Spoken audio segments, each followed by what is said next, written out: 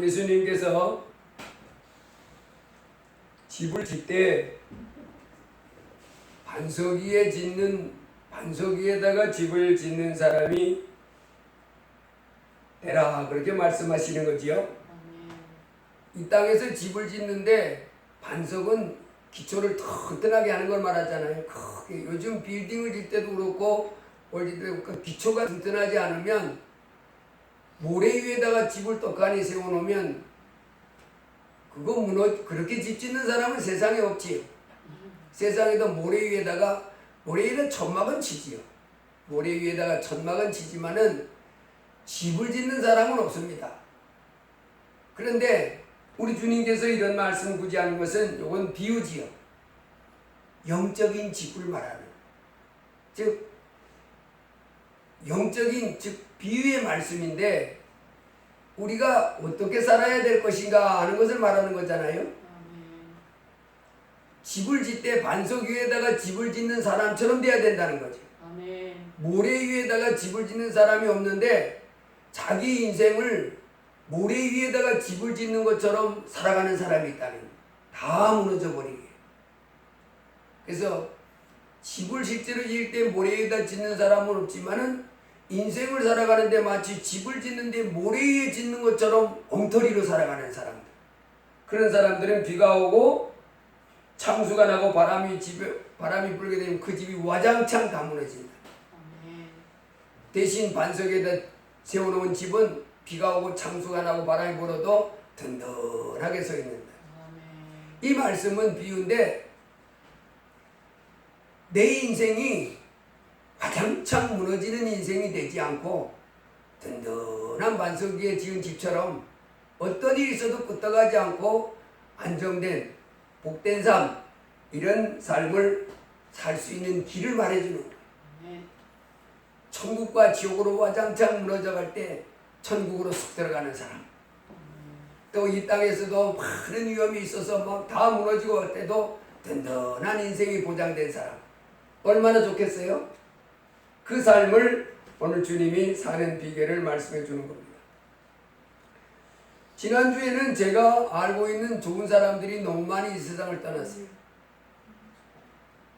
조용기 목사님이 지난 어젠가 그제 소천하셨어요. 그리고 제가 자가 면역 질환자 중에 루게릭병, 요즘은 자가 면역 질환자가 엄청 많잖아요.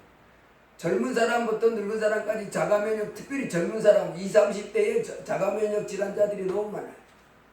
음식을 막 먹어 제껴가지고 김치하고 된장국 이런 거 먹으면 그런 게 없을 건데 이 몸에 나쁜 것만 막 입맛 좋다고 먹어가지고 그래서 루게릭병을 앓고 있던 분이 또 지난 금요일날 돌아가셨어요. 그리고 어제는 또 처형이 엄마의 언니의 막내 사이가, 엄마의 언니의 딸이 결혼을 했는데 지금 한 50이 안 됐나 봐요. 근데 남편도 이제 50이 가까이 됐는데 이 간을 다 잘라냈대요. 그래가지고 대전의 을지병원에 그 의사 선생님이 마지막 준비하라고 그랬다 그러면서 전화가 그 밑에 처형을 통해서 전화가 왔는데 가보지 못했는데 요즘은 병원도 못 가보잖아요. 면회가 안 되니까 코로나 때문에. 그런데 얼마 시간이 지나서 이제 돌아가셨다 하는 문자가 왔어요.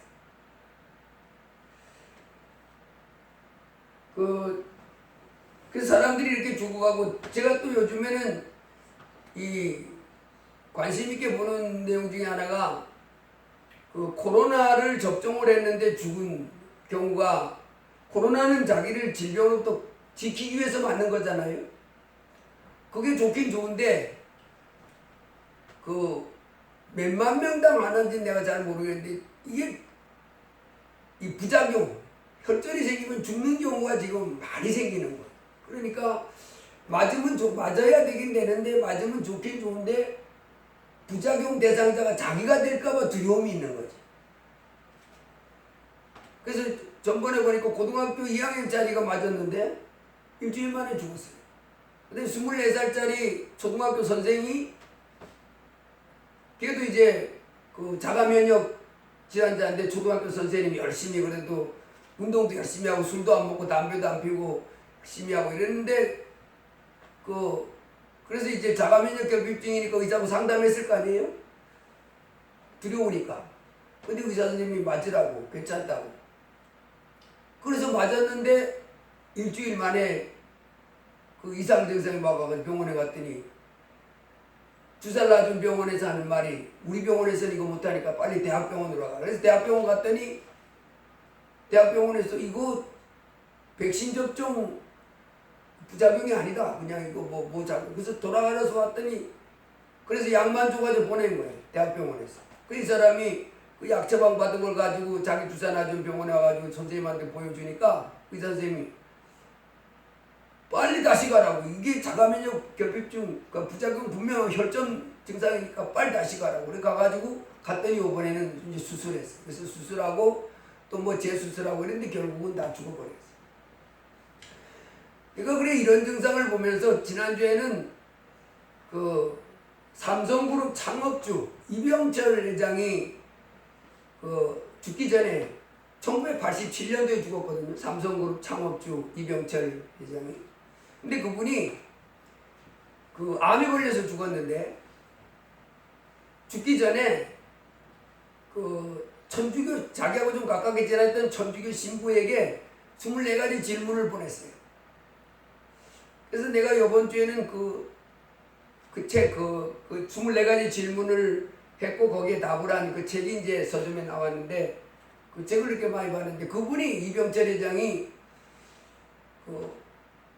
열심히 산 분이잖아요. 그분이 자기 스스로 말하기도 정말 한순간도 견눈질하지 않고 무섭게 달려왔다. 고된 하루하루 했다. 아주 고되게 그 거대한 우리나라 그 당시에는 완전히 잿더미였잖아요. 대한민국이.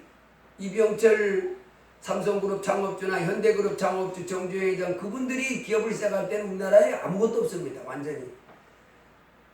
일본의 강제합병 36년간 시달리다가 5년 만에 다시 남북전쟁이 나가지고 완전 아무것도 없는 나라에서 이제 삼성그룹을 일으키고 현대그룹을 일으켰던 그 창업주들이 할 때는 완전히 맨손이지. 그분들이 고백이 정말 하루하루 고된 가운데 무섭게 달려왔다. 근데 이분이 이제 하루하루 사는 삶은 누구보다도 힘차게 누구보다도 힘껏 최선을 다해 살아왔지만은 이제 죽음을 앞에 놓고 본인도 한 인간이잖아요.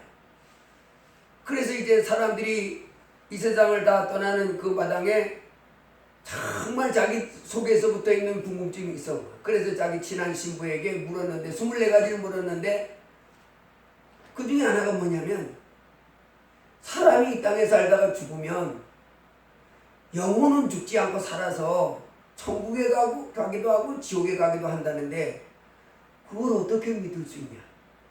이런 질문이 하나 있어요. 사람이 죽으면 육체는 죽어서 흙에 들어가지만은 그래서 뭐 어디 장사하고 화장해서 뿌리고 그렇게 하지만은 영혼은 죽지 않고 천국에 들어가는 사람이 있고 지옥에 가는 사람이 있다는데 그걸 어떻게 믿냐? 이게 이 사람 마음속에. 그분도 영혼이 있잖아요. 그 사람 영혼도 천국에 가야 하잖아요. 그런데 본인은 아직 해결받지 못했잖아. 정말 이 땅을 떠나면 내 영혼은 죽지 않고 천국에 들어가나 지옥에 들어가거나 그럴다고 얘기하는데 정말 그거 사실이냐 그 말이 그거죠. 그러면서 하는 말이 영혼이라는 게 뭐냐? 그래서 영혼이라는 게 뭐냐? 그 다음에 이분이 하는 말이 이 성경은 도대체 이 성경이 하나님 말씀이라는 것을 어떻게 증거하냐? 어떻게 뭘로 증명하냐? 이게 어떤 사람이 써놓은 건지 하나님 말씀이라고 자꾸 그러는데 이 성경이 그거 어떻게 그게 하나님 말씀이라고 증명할 수 있냐?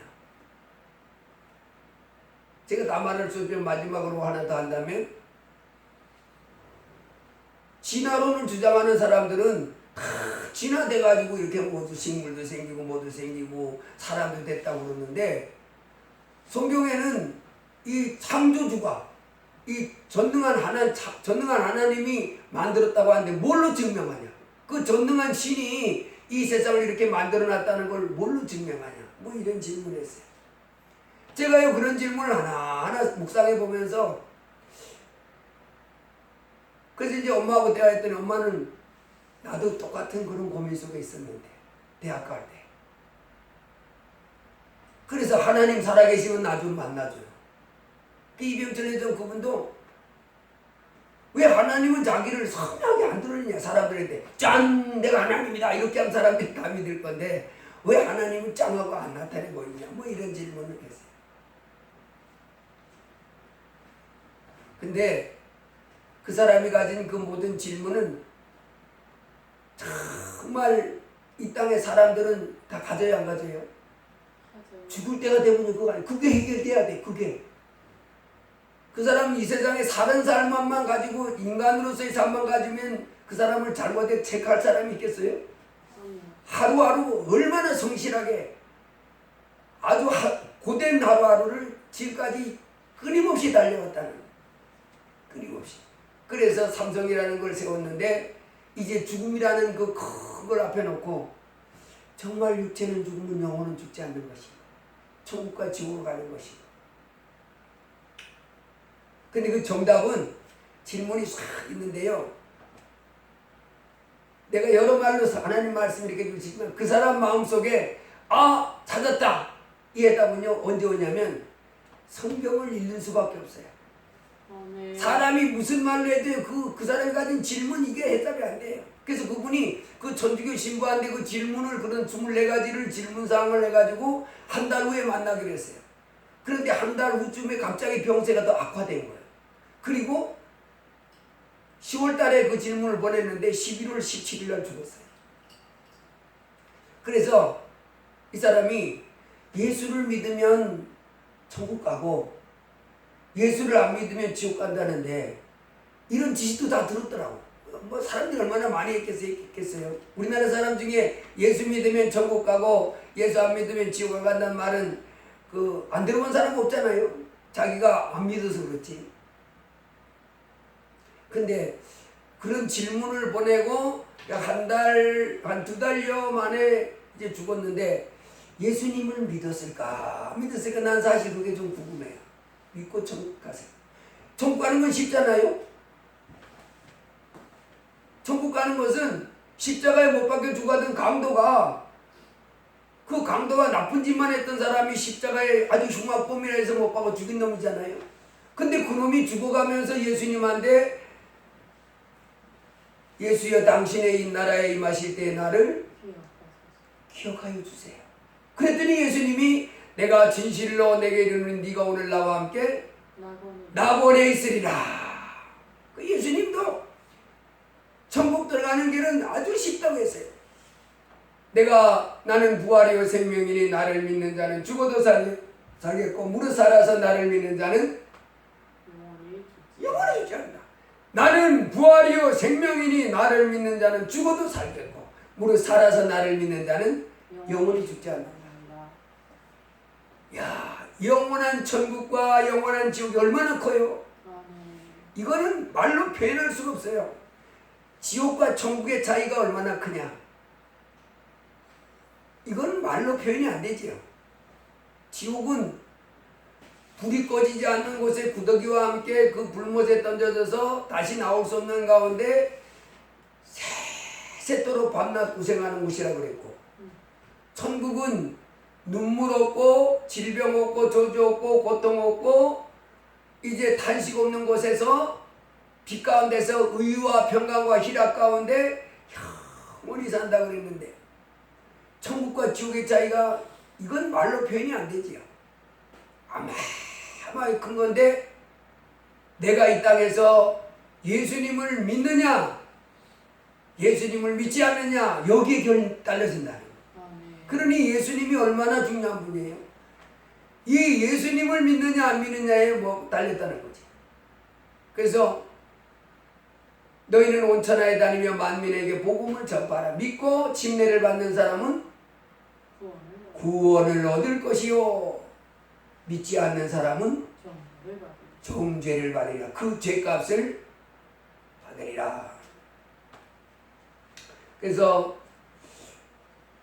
그 삼성그룹 창업주 이병철 그분이 쓴 책에 하나하나 묵상하면서 야, 이분은 이렇게 심각하게 그 자기가 죽음 직전에 그 했다가 그 사람과 면담이 못 이루어진 거예요. 그때 그 신부가 그 질문을 받았던 그 설문지를 받아서 한 달 후에 만나서 저에게 이 부분에 대해서 설명 좀 해주세요 하고 약속하고 보냈거든요. 그런데 그 사이에 갑자기 병이 악화돼가지고 취소됐고, 그리고 그 후에 바로 돌아가시고. 근데 그분이 그 설문지를 받은 그분이 87년도에 그걸 간직하고 있다가 그걸 이제 세상에다 공개한 거예요. 근데 공개했는데 그분이 공개한 것은 아니고, 그분이 이제 박희봉이가 하는 신부였는데, 그분이 그 질문을 받고는 정확하게 질문을 해주려고 자기가 작성한 것이 아니고 신학교 중에서 아주 뛰어난 교수 있었어요. 카톨릭도 신학교가 있을 거 아니에요? 우리 개신교의 신학교가 있는 것처럼 카톨릭도 신학교가 있는데 그 신학교의 유명한 교수한테 그것에 대해서 설명을 해서 나한테 좀 갖다 주세요. 제가 한 달 후에 그 이병철 회장하고 이 부분을 설명해 주기로 했어요. 그래서 이제 그 제자 그 대학 교수한테 그러는데 그 교수가 가지고 있다가 그 교수가 그 공개를 한 거예요. 그래서 이제 사방에 책이 발표해 준 겁니다.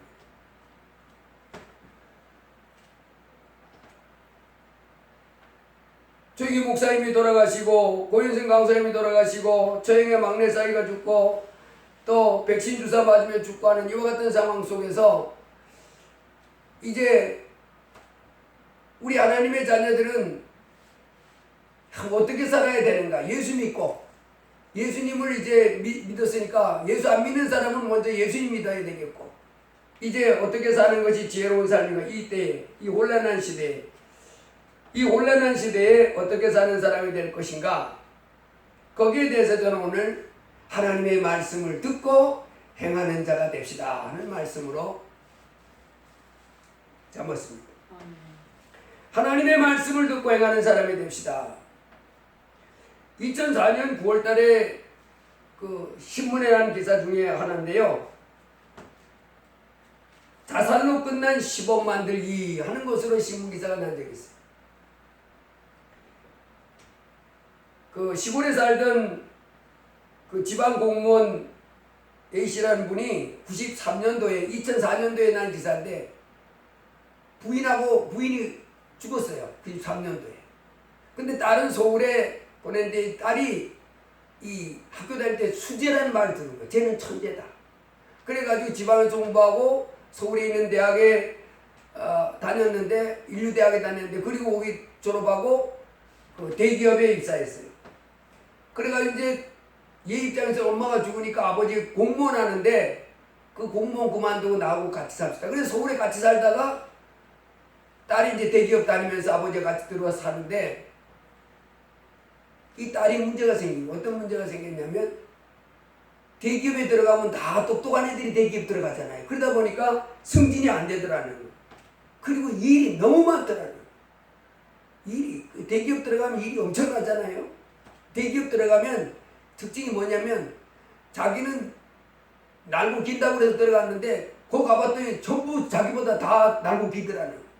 거기다가 대기업은 세계하고 경쟁하니까 이 업무량이 막 넘치는 거예요, 넘치는. 그래서 경무에다가 승진이 자꾸 안 돼서 이렇게 되니까 지금까지는 자기가 1등만 하고 살아오다가 거기 들어가가지고 초라한 자기 자신을 느끼는 거예요. 아, 내가 여기 더 이상 있을 곳이 아닌가. 승진은 누락되고 업무량은 많고 막 자꾸 쪼이고 그러다 보니까 스스로 한계를 하고 인정하고 퇴직을 결심합니다. 그래서 이제 퇴직을 했는데 퇴직금 5천만 원 받아가지고 나와가지고 아버지하고 이제 빈둥빈둥 사는데 길이 없잖아요. 다른 회사 찾아가는데 자기가 나오면 자기 이제 그 경련이 있으니까 막 대학에서 전부 1등만 하고 뭐 이런 거 가지고 자기 이제 조그만 회사 같은 데 취직이 잘 될 줄 알고 에이 여기서 못해 나왔는데 안 되는 거예요. 그래서 이 딸하고 아버지가 결정을 하게 뭐냐면 앞으로 1년간 10억을 벌지 못하면 같이 죽자. 어떻게 부녀가 이런 결정을 해준 모르겠어. 그래가지고 퇴직금 받은 5천만 원을 가지고 반을 딱 나눠가지고 반은 주식에 투자하고 반은 로또에 투자해요.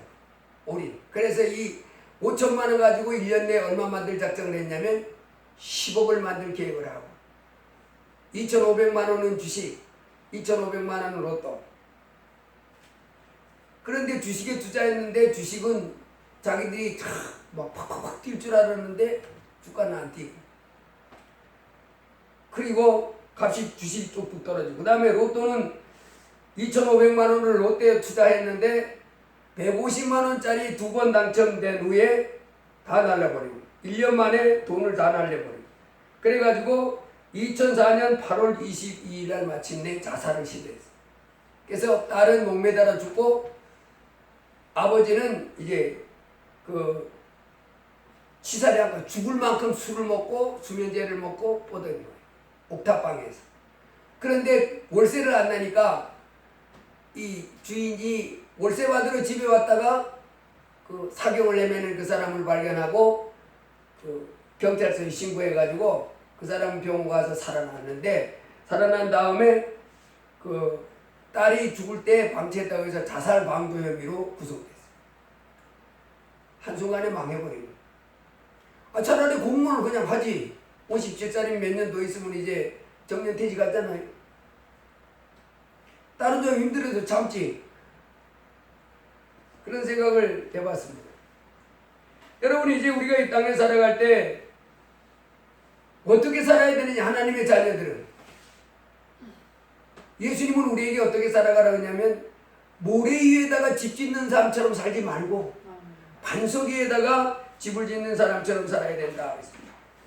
여러분 반석 위에다 집을 짓는 사람같이 내 인생이 이 땅에서도 험한 여러 가지 일들이 닥치겠지만은 든든한 반석 위에 지은 집처럼 내 삶이 견고하고 안정되고 이렇게 보람차고 이렇게 복된 삶을 사는 비결은 뭡니까? 주의 말씀을 행하는 하나님을 경외하고 그에게 복종하라. 아멘.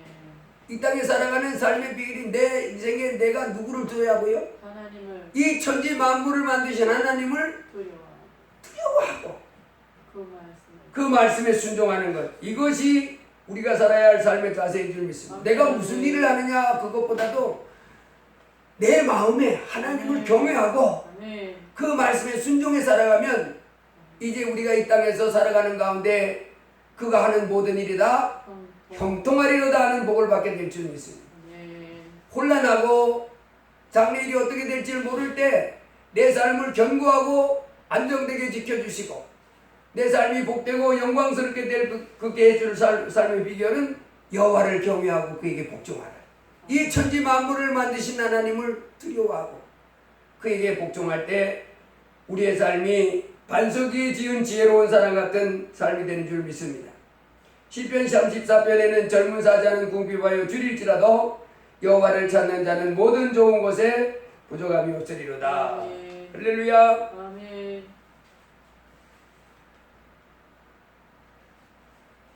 이 땅에 살아가는 동안에 창세기 12장에 가보면 아브라함이 갈대아 우르에서부터 하란을 거쳐가지고 가나안 땅에 와 있잖아요. 지금 저 가나안 땅, 그 이스라엘하고 그 중동 사람들이 싸우잖아요.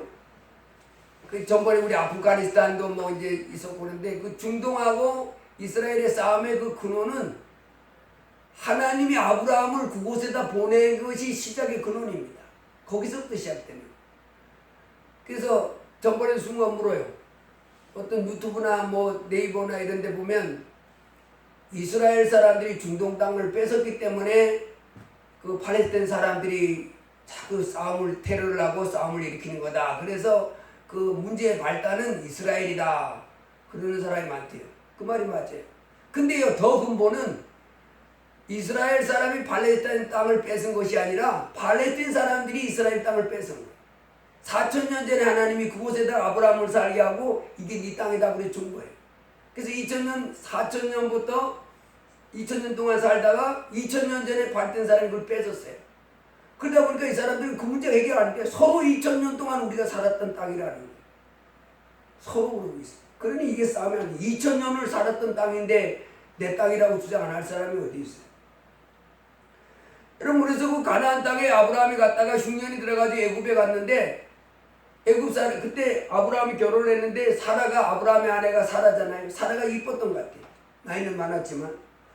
그래가지고 아브라함이 그 사라에게 당신 지금부터 나한테 남편이라고 그러지 말고 여동생이라고 그래. 당신이 나 아내라고 그러면 사람들이 날 죽이고 당신을 뺏어갈 것 같으니까 여동생이라고 그래. 여동생. 그러면 내가 이때 아브라함이 믿음이 적어서 그랬잖아요. 그래서 애굽으로 내려갔는데 애굽 왕이 아니나 다를까 야 예쁘다 그래가지고 아브라함의 아내로 삼았어요.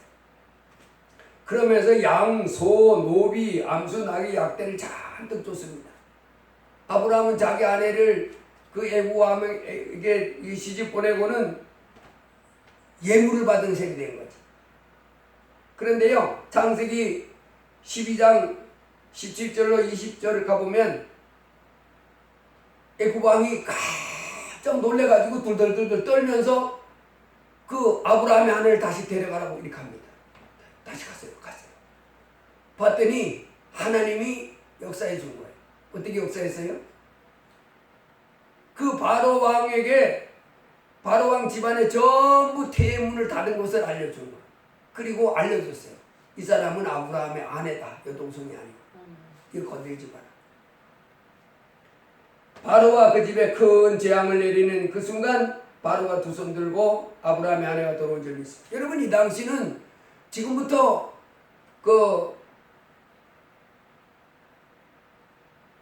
아브라함이 이 땅에 지금 4000년 전이잖아요. 4000년.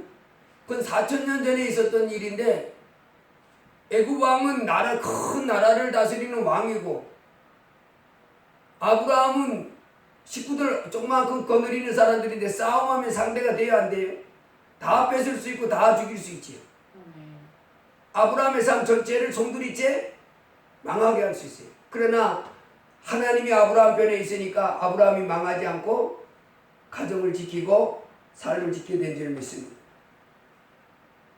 여러분, 이와 같이 이 땅에 살아가는 동안에 무슨 일이 일어날지 모르는 세상 속에서 어떤 일이 탁탁 덮쳐서 내 인생이 어떻게 될지 모르는 세상 속에서 반석에 지은 지혜로운 그 반석에 지은 집처럼 바람이 불고 창수가 나고 막 물결이 넘쳐도 끄떡없이 든든하게 서 있는 집처럼 내 삶이 뭐 여러 가지 일들이 막 닥치겠지만은 든든하게 서 있는 그 존귀하고 복된 내 인생의 비결은 어디에 있어요? 하나님을 경외하고 하나님의 말씀을 듣고 아멘. 그 말씀에 순종하는 데 있다는 것을 깨달아야 될 줄로 믿습니다. 아멘. 출애굽기 1장에 보면 시브라와 부하라고 하는 산파가 있었는데 애굽에 종살이 할 때지. 이 산파들에게 애굽 왕이 아기를 받을 때 남자거든 죽이고 여자아이거든 살게 두라 이렇게 했어요. 그런데 출애굽기 1장 17절에 보면 산파들이 하나님을 두려워하여 애굽 왕의 명을 어기고 남자를 살린지라. 애굽 왕은 분명히 뭐라고 말했어요? 이게 아기를 받을 때 남자아이면 죽이라는, 여자아이면 살려두고, 남자아이면 죽이고 여자아이면 죽이라는, 살려두고 남자아이면 죽이라. 근데 21절에 보면 산파는 하나님을 경외하였으므로 애굽 왕의 명을 어기고 남자를 살린지라 그랬어요. 이게 보니까 산파들이 하나님을 두려워하여 애굽 왕의 명을 어기고 남자를 살린지라. 여러분, 이 당시에 애굽 왕이 이스라엘 사람들을 노예로 부려먹고 있었잖아요. 애굽 왕은 명령하면 이스라엘 사람들 다 죽일 수도 있어요. 김정은이도 지금 북한에서 말 안 들으면 죽일 수 있어요, 없어요? 그 사람 얼마나 죽일 수 있죠. 자기 뭐 고모군과도 막 고사총으로 드드득 하고 다 만들고 화염 방사기로 불태운 사람인데, 근데 지금부터 4,000년 전인데 완전 독재국가 중에 독재국가인데 얼마든지지요. 그런데도 이 산파들이 애굽왕의 명령을 거역했다는 거. 남자아이가 태어날 때는 죽이고 여자아이 태어나면 살려두라고 그랬는데 남자아이가 태어났는데 안 죽인 거예요. 왜 안 죽였냐? 산파들이 하나님을 두려워해서 그렇게 행동했다. 하나님은 사람 죽이라 하지 않잖아요. 살인이잖아요. 살인은 끝이요. 하나님과의 관계. 그래서 하나님을 두려워해서 안 죽였다는 거예요. 그랬더니 21절에 산파는 하나님을 경외하였으므로 하나님이 그들의 집을 왕성케 하신지라. 산파들이 하나님을 경외하였으므로 하나님이 그들의 집을 왕성케 하니 잘 되겠다는 거예요. 노예 생활이지만은 종살이 중이었지만은 그 가운데서도 하나님이 막 그 집안에 복을 막 주더라는. 아멘.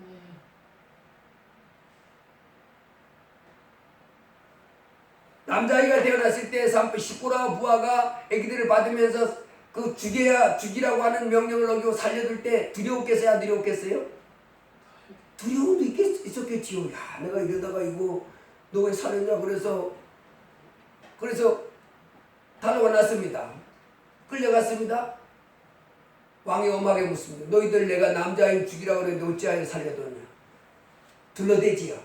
예, 이스라엘 여인들은 얼마나 건강한지 저희가 아기 난다고 해서 막 달려가는데 가보모님이 아기 나가지고 젖을 먹이고 있어가지고 저희가 할 수가 없었습니다. 뭐 뻥칩니다. 그랬더니 왕이 그래? 그러면 할 수 없었지. 이제 이렇게 넘어갔다는 거예요. 여러분, 그 무서운 상황 속에서도 하나님을 경외하는 사람, 하나님을 두려워해서 하나님이 원하는 대로 산 사람들에게는 하나님이 복을 주는 거예요. 아멘. 이거는 시대를 초월해서 있어요. 장소를 초월해서 어느 나라 어느 국가든지 이 천지 만물을 두려워하는, 만물을 만든 하나님을 경외하는 사람, 아멘. 그래서 그 명령 하나도 어기지 않고 따라가지 않는 사람은 하나님이 그를 지켜주는 줄 믿습니다. 아멘. 그래서 이 땅에 사는 내 삶이 안정되고 또 영원한 족까지 가는 유일한 길은 하나님을 경외하여 그 말씀에 순종하는 것. 다니엘 3장에도 보면요, 우리가 잘 알잖아요. 느부갓네살이라고 하는 사람이 신상을 커다랗게 만들어놨어요. 그 충주 가다 보면 그 어느 동네인지 가다 보면 불상을 엄청 크게 만드는 동네가 있었잖아요. 어딘가에 보면 이 불상을 막 그래다 그물 색깔을 입혀놓고 하죠. 그것처럼 느부갓네살이 높이 30m, 넓이 3m,